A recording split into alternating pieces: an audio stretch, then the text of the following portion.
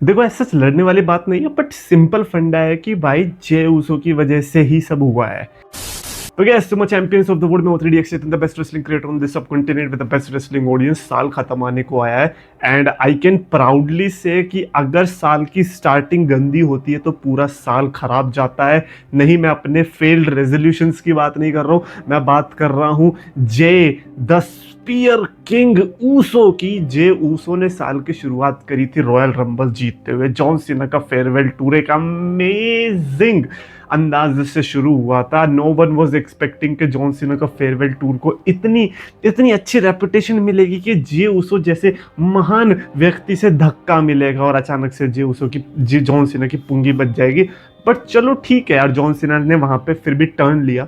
John Cena की बात अलग है, बट बाय गॉड जॉन जे उसो वाला ये जो डिसीजन था रॉयल रंबल जीतने वाला, इसके बाद से पूरी डब्ल्यूडब्ल्यू की तख्ता पलट हो गई। ये तो हमें मानना पड़ेगा। Jey Uso might not be the only one जिसको हम ब्लेम कर सकते हैं, but Jey Uso is the only one जिसको हमें ब्लेम करना चाहिए। एंड इसमें जे उसो की गलती नहीं है। अब देखो कभी कभी क्या होता है कि आपके प्रोजेक्ट्स फेल होते हैं। जरूरी नहीं है कि अगर आपने कुछ सोच लिया तो वो सही है और वो आपको अच्छे रिजल्ट ला के देगा। बिजनेस की तरह ही है कि अगर आप इस पे पैसा लगा रहे हो डज नॉट मीन कि ये आपको इतने अच्छे रिटर्न्स ला के देगा। Jey Uso is not as same as Roman Reigns. Meanwhile Roman Reigns में भी जॉन सीना की तरह हो सकता था, बट कोई और रोमन रेंस की तरह नहीं हो सकता था, या कोई और जॉन सीना की तरह नहीं हो सकता था। So it is like that Jey Uso fail हो गया।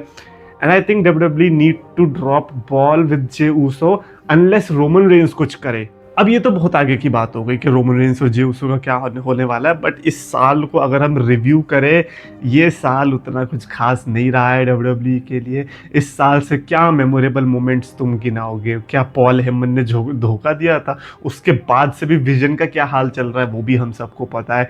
मतलब ये बहुत क्रेजी है सोचना कि पॉल हेमन ने डबल टर्न किया था रेसलमेनिया के अंदर, उसके बाद एक विजन आई, विजन के अंदर हमारा फ्यूचर स्टार्स ब्रॉन ब्रीकर और ऑजिला ब्रॉन्सन रीड जैसे बंदे हैं, एंड येट विजन उतनी इम्पैक्टफुल नहीं दिखाई दे रही जितनी लेट्स जस्ट से कि जजमेंट डे थी। Can you imagine? Judgment Day was looking more vicious and ruthless than the Vision. And it is so like beyond my mind कि like WW कर क्या रही है। लाइक ये टीक्यू के दिमाग में जो पैसों की पट्टी चढ़ गई है ना, ये अलग है। अब देखो यार, ऑब्वियस सी बात है, टीक्यू के लिए जस्ट अनदर बिजनेस है। एक स्केल पे लाके टीक्यू भी डब्ल्यूडब्ल्यू को बेच देगी। They don't give a shit about you, they don't give a shit about products और रेसलर और एनी अदर प्रोडक्ट्स। उनको बस ये है कि बस एक बार पैसा आ जाएगा हम इसको बेच देंगे। तो इसीलिए अगर विंस मैकमैन को कंपनी बेचनी थी तो कम से कम किसी एक ऐसे बंदे को बेचता जो कि डब्ल्यूडब्ल्यू से लिंक होने वाला था। भले यूएफसी होगी टीकेओ के पास, बट यूएफसी तो यूएफसी है।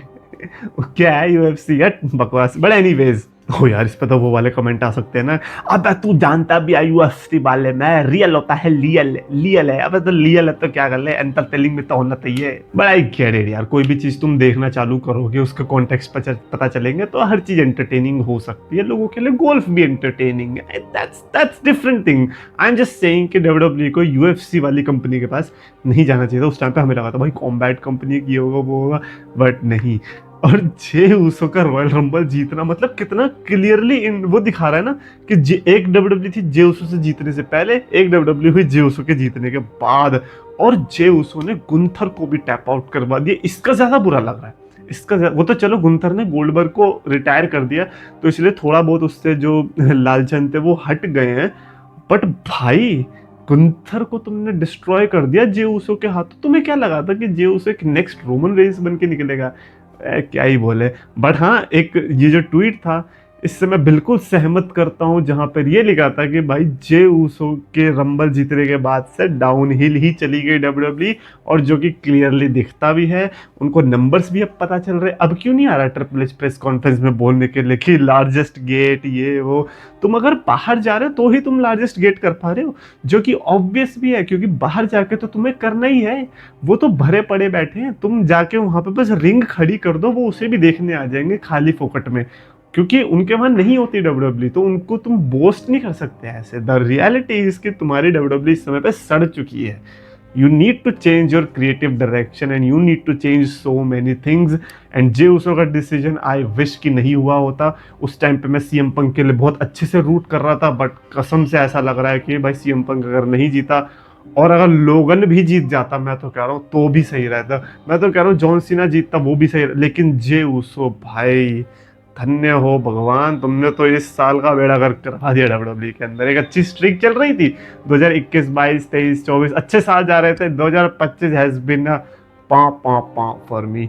डेफिनेटली आप लिख के बताना आपका रिव्यू इस साल का डब्ल्यूडब्ल्यूई के लिए क्या. हालांकि इस साल खत्म होने में समय बचा है, बट इसमें क्या रिडीम कर लोगे. फेयरवेल टूर खत्म हो गया तुम्हारा, और तुम्हारी जितनी भी मेजर स्टोरी लाइन्स थी वो खत्म हो गई. रेसलमेनिया चली गई, समर स्लैम चली गई, तुम्हारे पास बचा क्या. सर्वाइवर सीरीज में क्या रिडीम करवा लोगे, देख लेंगे क्या कर लेंगे. कमेंट्स में आप अपने रिव्यू लिख के बताना इस साल का. और अगर आपको वीडियो पसंद है तो प्लीज लाइक और शेयर करो, चैनल सब्सक्राइब करो.